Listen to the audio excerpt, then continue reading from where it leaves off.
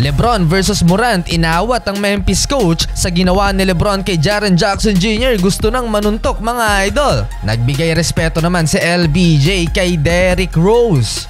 Lakers versus Memphis Grizzlies, sinabotahe agad ni Ja Morant ang alley-oop dunk sana ni LeBron James. Lumipad agad si Ja Morant, aggressive ang point guard ng Memphis attacking the paint.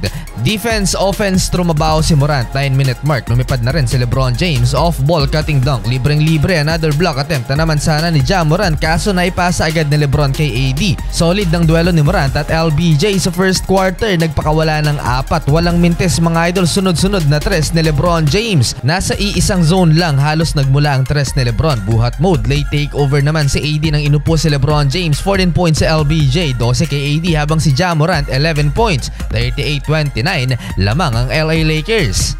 Second quarter, Ja Morant to Zaire Williams, alley-oop dunk and 1. Lumobo sa double figures ang lamang ng LA Lakers. Muling nagkita ang old rival na si LeBron James at Derrick Rose. Nagpakita ng respeto si LBJ sa youngest MVP D Rose at kinamayan mga idol. Nagrun ng Memphis na ibaba sa dalawang lamang ng Lakers, kaliwat kanang tres ni Marcus Smart at Desmond Bane. Anthony Davis kinain lang depensa ni Jaren Jackson Jr. and 1. Napahiya ang reigning defensive player of the year Desmond Bane to end the first half. Logo shot, 59-58. Lakers up by 1.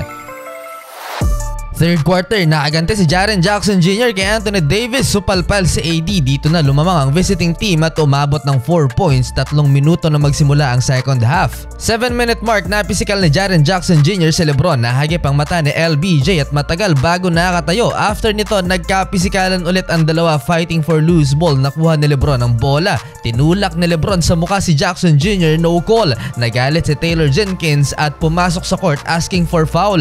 Gustong manapak mga idol, buti isang technical foul lang ang inaabot niya. Agad na pinakalma ni Ja Morant ang kanyang galit na coach mga idol. Tabla sa 75 ang talaan. 15-4 run by LA Lakers. Anthony Davis 24 points, LeBron 26. Austin Reeves malapit na mag triple-double. Papatapos ng third quarter, Ja Morant back-to-back 3-pointers tied at 94. Fourth quarter, LeBron James fade away to tie the game at 98. Pero sumagot si Marcus Smart 3-pointer at alley-oop dunk ni Zaire Williams mula sa assist ni Ja Morant. 103-98. Muling tumabla sa 103 ang talaan dahil kay Austin Reeves, pero sumagot na naman ang back-to-back 3-pointers ang Memphis Grizzlies.